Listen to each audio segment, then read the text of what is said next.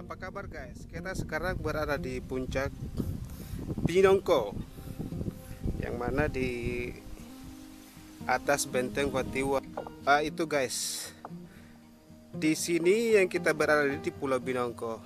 Yang kelihatan itu adalah pulau-pulau kecil yang di sebelahnya itu ada tempat wisata yang bernama Oneboba. Yang kelihatan ini Pulau Lentea. Terus yang besarnya itu adalah jantung besarnya adalah Pulau Tomia. Semuanya di situ adalah Pulau Tomia. Kita sekarang berada di Binongko. Ini Pulau Tomia, kesananya lagi Kaledupa. Nah, itu Kaledupa kelihatan sebelahnya.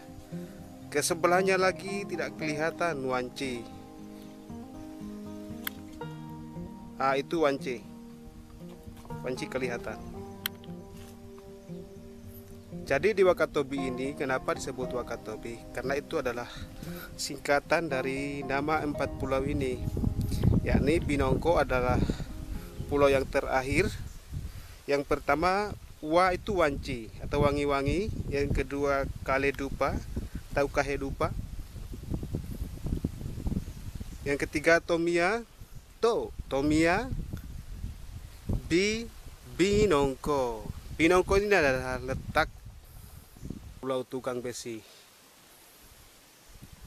Karang-karangnya kelihatan dari jauh. Oke, Pantai Palahidu. Oke, ini adalah pintu yang menghadap ke Pantai Palahidu. Yang dulu juga Palahidu adalah benteng.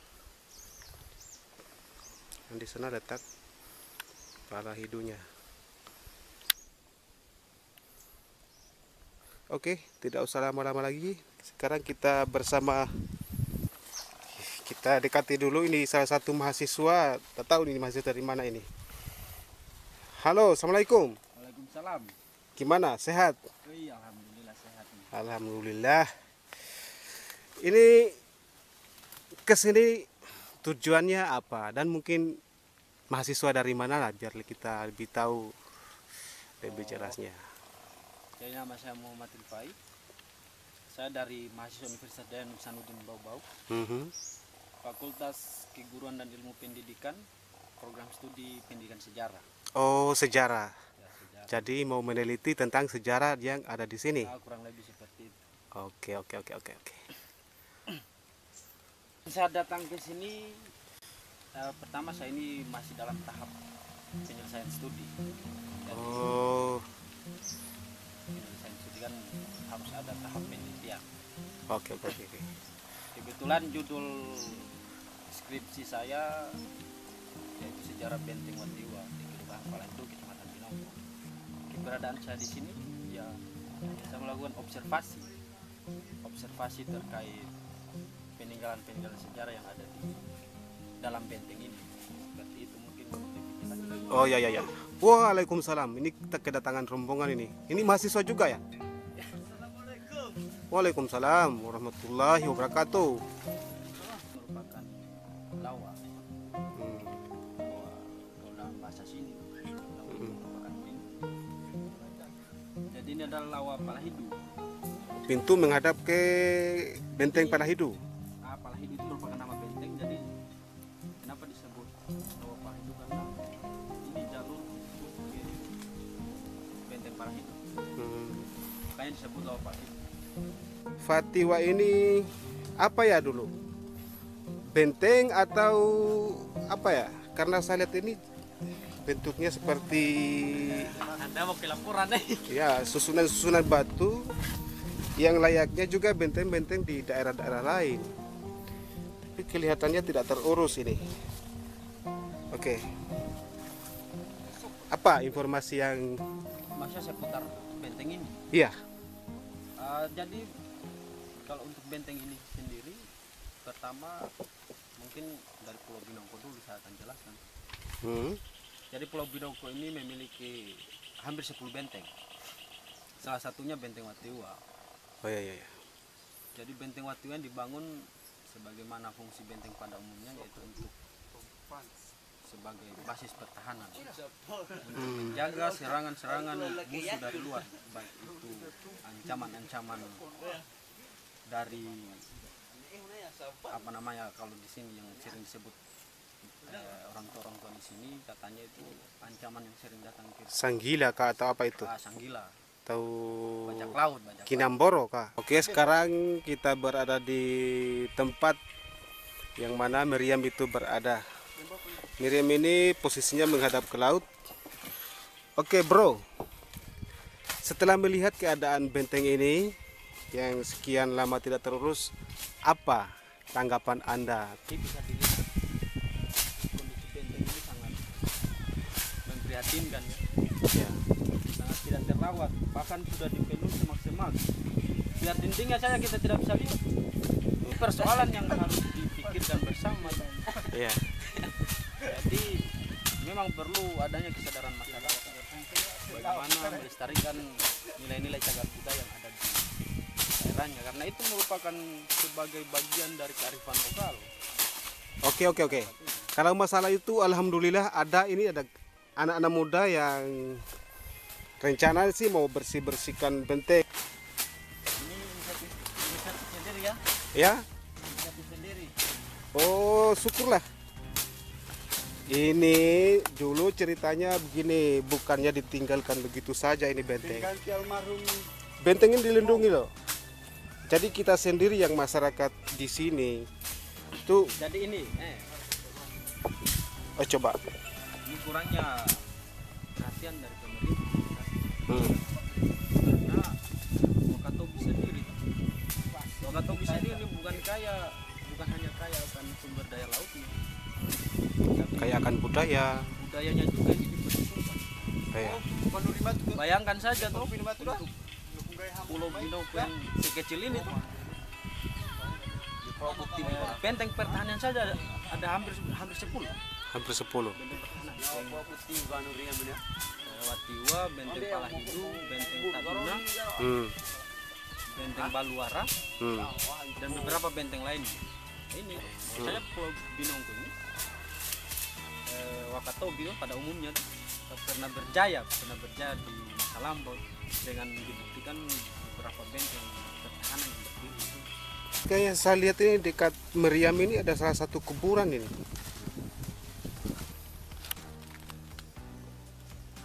Oh, koin-koin ini uang yang tidak terlalu lama. Ini uang baru ini. Ini ada 5.000 kertas uang baru. Ya mungkin ada tujuan apa ya, saya kurang mengerti. Jelas ini kuburan Sultan, kuburan Kapitan. Kapita yang seperti di bagian mole itu yang namanya Kapita Waloindi. Penyimpanan air hujan guys. Di kala musim kemarau ini air hujan dibutuhkan karena airnya asin. Jadi campur dengan air hujan sama air payau, lalu dimasak buat air minum. Orang berlayar pulang bawa ini, belum ada plastik ya, mungkin belum mengenal plastik. Ini wadah-wadah tempat air hujan ini.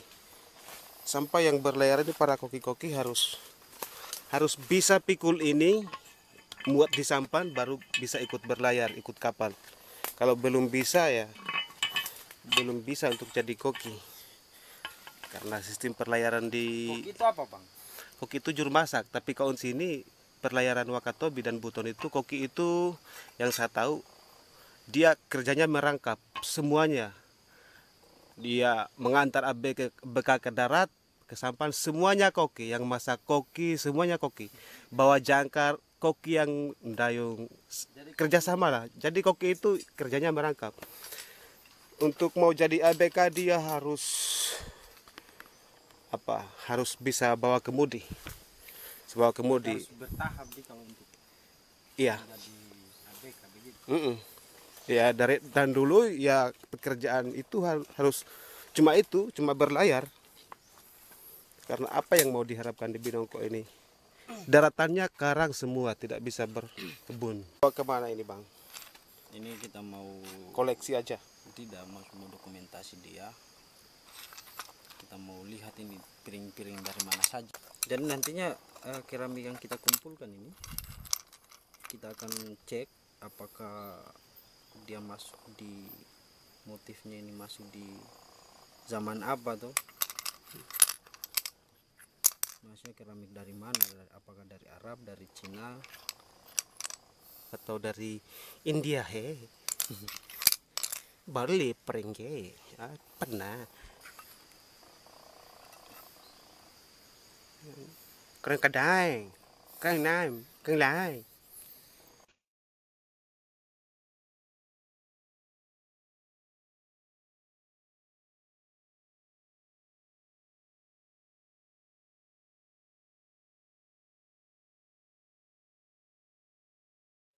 warahmatullahi wabarakatuh.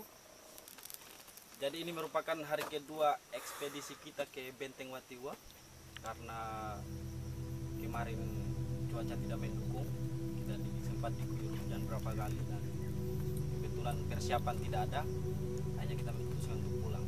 Nah, di hari kedua ini kita berada di salah satu pemberhentian kendaraan. Jadi dari pemukiman itu sudah ada jalurnya, bisa diakses pakai kendaraan roda. Jadi jalurnya ini jalur semen, biasa orang digunakan untuk pergi ke kebun. Jadi kita akan mulai jalan kaki dari sini kurang lebih 500 meter dari tempat motor, tempat parkiran motor. Jadi kita akan melewati jalan setapak kurang lebih 500 meter, ada beberapa tanjakan juga yang kita akan lalui di sana. Ya nanti kita akan lihat berapa ekstrimnya, berapa tinggi tanjakannya. Oke, mari kita mulai perjalanannya. Oh, saya lupa, ini saya mau promosikan alat ini. itu apa itu? Suling atau Tidak, alat ini kan ini digunakan untuk ini mengukur. Oh, Jadi jadi supaya itu simpel. panjangnya 1 meter. Panjang 1 meter, jadi garis-garis ini 10 cm ini supaya mudah ditandai. Oke lah, lanjut. Jadi fungsinya ini untuk mengukur tinggi Suhu. bukan, maksudnya tinggi. Semisal kita dapat makam, kita bisa mengukur tingginya tuh. Oh iya, oke. Oke. Sangat menarik.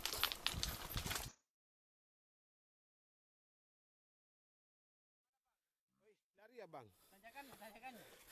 Oi, lumayan. Di tanjakan kedua lah ini kita sudah disuguhkan lagi dengan sebuah pemandangan yang tentunya luar biasa. Itu juga di bagian sana itu jalanan ini. Di atas batu-batu itu jalanan para petani.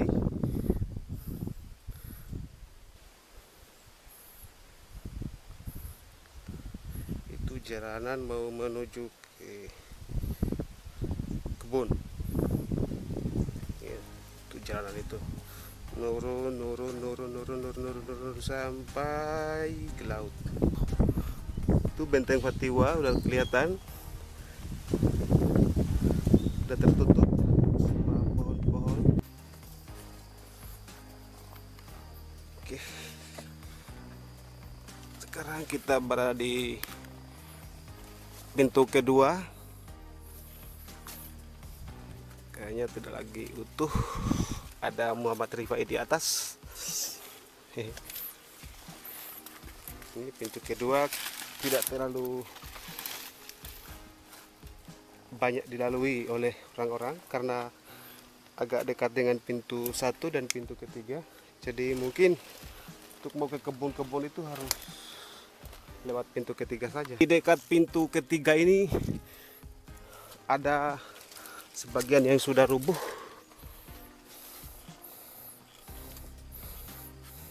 Saya tidak berani pergi ke sana karena sudah rubuh. Agak takut. Ini di sini udah rubuh.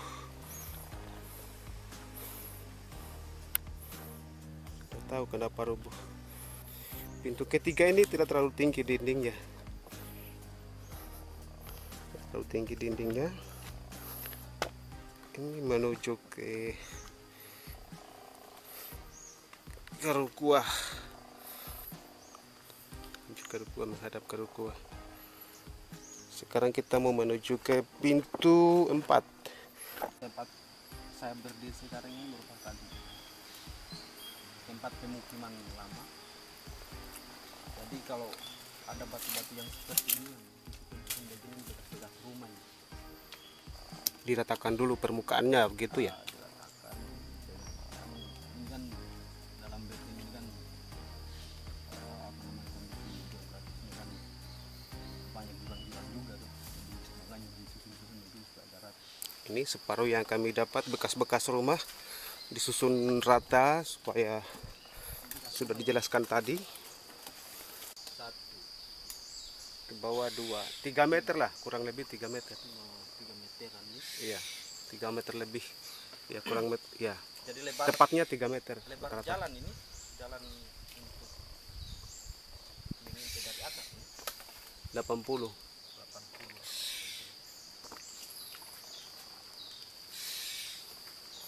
Konstruksi benteng Watu ini hampir sama dengan benteng keraton yang ada di Buton.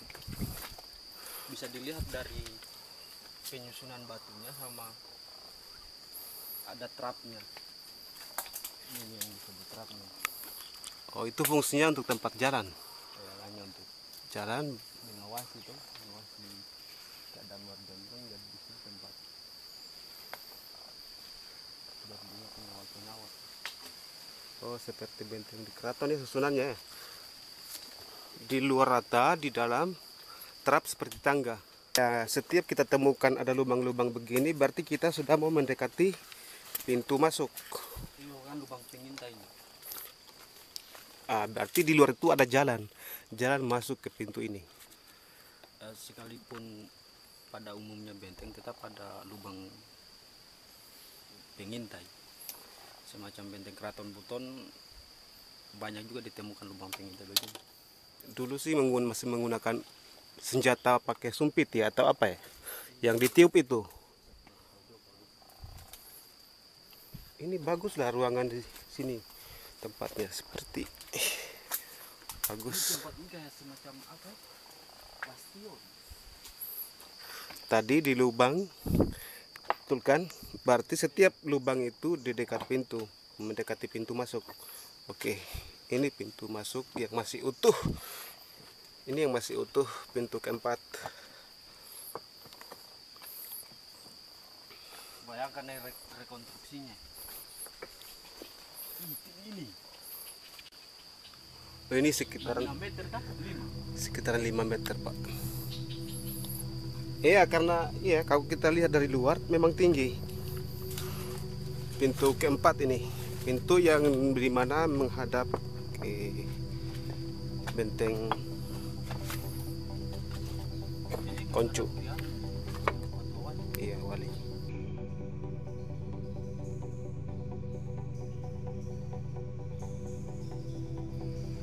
Ya, kita jalan lewat pinggir-pinggir benteng saja supaya bisa dilihat dengan jelas.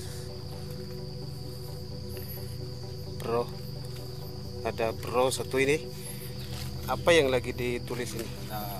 Data saja tinggi benteng, ketebalan, kemudian kemudian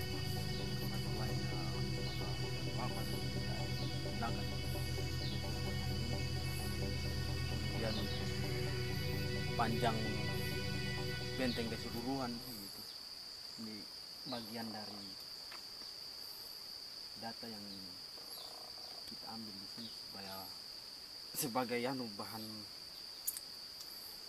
laporan untuk skripsi. Oke, moga cepat selesai ya, bro, skripsinya. Siap. Ini bentengnya asli susunan batu tanpa ada perekat.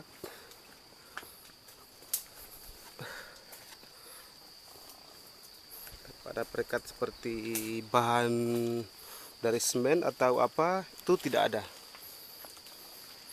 Sampai sekarang masih utuh. Padahal kalau kita lihat ini batunya kecil-kecil separuh.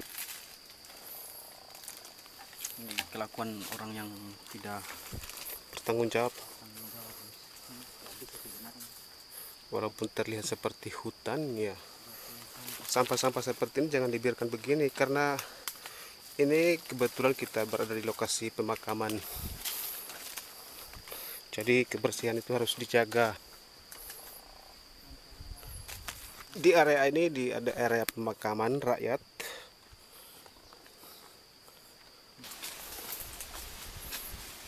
Nah, kita berada di pintu. Hah? Ya, separuh sudah rubuh. Itu pengaruh tumbuhan apa ini? Ficus kah atau apa? Bukan beringin. Yang jelas sudah rubuh pintu masuknya karena faktor alam, pengaruh alam. Sudah terganggu dengan tumbuhan-tumbuhan, dan ini sudah cukup lumayan besar. Ini adalah tinggal pintu sebelah, dinding sebelahnya, dan di sini tidak terlalu tinggi,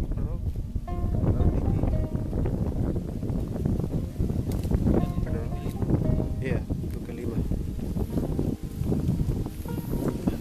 Pintu kelima ini menghadap sekarang itu namanya Opalia, menghadap ke Opalia. Itu lautnya kelihatan ada ya. Jadi yang dari Kaluku, dari Barangkatoa atau dari mana itu masuknya lewat sini, mungkin lewat sini di pintu kelima. Bos, enak banget bro, anginnya, menikmati alam liar yang betul-betul liar.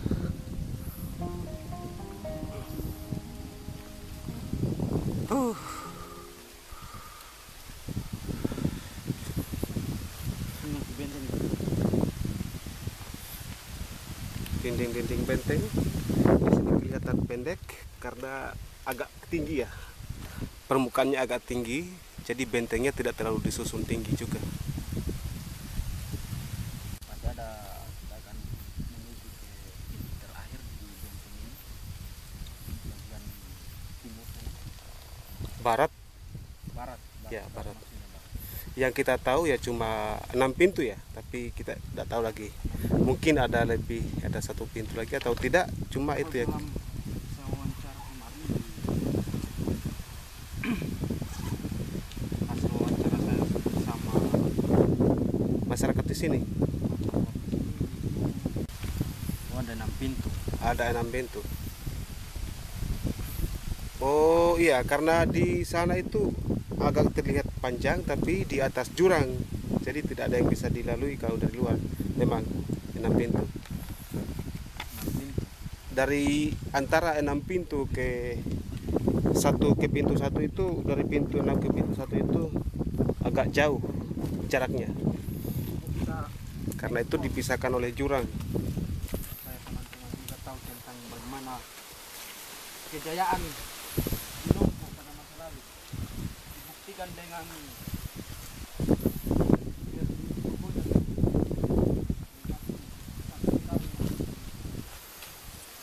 jadi kita permisi di sini, lokasi pemakaman rakyat dulu. Letaknya di utara, bukan, di sudut selatan Benteng Hatiwa.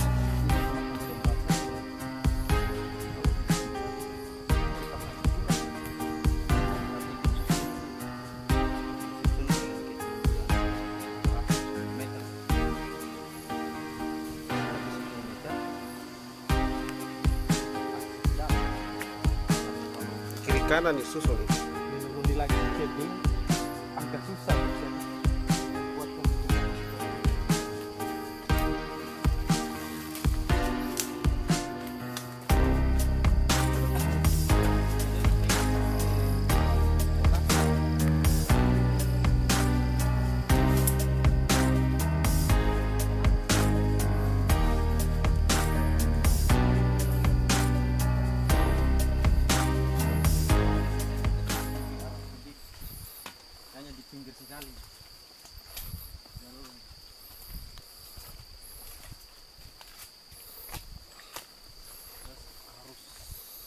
harus berhati-hati. Nah, ini pintu terakhir. Ini pintu terakhir, cuma susunan batu sebelah. Susunan batu. Batu sebelah. Karena yang di sebelahnya sudah jurang. Awas jangan jatuh, bro. Hati-hati. Ini lebar jalanan cuma 50 atau 50 cm. 50 cm, setengah meter lah. Kurang lebih 50 sampai 20 cm. Ya, karena susunan batu juga tanpa semen jadi tidak rata. Jadi itu jurang. Tabe. Ini pintu ini mungkin dari yang kampung di Kompa-Kompa sana, tempat kampung orang tua saya, ibu saya. Kalau yang di sini dari bapak. Amar Fatikom, Amar FK. Itu F itu Fatiwa, K itu Kompa-Kompa. Oke, pintu terakhir. Dan ini cukup ekstrim kawan-kawan, serba hati-hati. Menurut kamu bagaimana jalanan ini? Masuk dari pintu ini menurut kamu bagaimana? Jalan yang paling ekstrim ini yang saya lalui, sudah jalur ini. Bayangkan Pak, samping kanan jurang. Tinggi sekitaran, ya kurang tahu ya, 20 meter, 30 meteran lah. Oke, 30 meter. Jelas pintu ini terletak di samping tebing dan kemudian ada, kita bisa tandai dengan susunan batu yang ada di atas jalan. Oke. Pintu terakhir ini menghadap ke Popalia juga, menghadap ke arah Taipabu sana, yang jelas ke barat. Oke. Kiranya cukup sampai di sini dulu video kami. Lebih dan kurangnya mohon dimaafkan. Untuk pesan-pesan coba sampaikan oleh Muhammad Rifai dari mahasiswa Unidayat Bau-Bau. Semoga cepat sukses ya bro. Oke, numpang promo dong. Jadi mungkin ada sepatah kata dari saya bahwa situs sejarah atau peninggalan sejarah itu bagian dari tanggung jawab kita masyarakat yang ada di Pulau Binongko untuk bagaimana bisa melestarikan dan menjaga situs-situs sejarah yang ada di Pulau Binongko. Kenapa? Karena itu merupakan bagian dari identitas kita masyarakat Binongko yang membedakan kita dengan masyarakat-masyarakat lain yang di luar sana. Oke, mungkin satu lagi tuh, jangan lupa untuk terus mendukung channel ini dengan like, subscribe, and comment. Oke, terima kasih. Wassalam. Bye. Bye. Kita lanjutkan perjalanan kita. Oke, lanjut. Pertemuan selanjutnya. Hati-hati bro, hati-hati bro, di sebelah ada jurang. Assalamualaikum warahmatullahi wabarakatuh.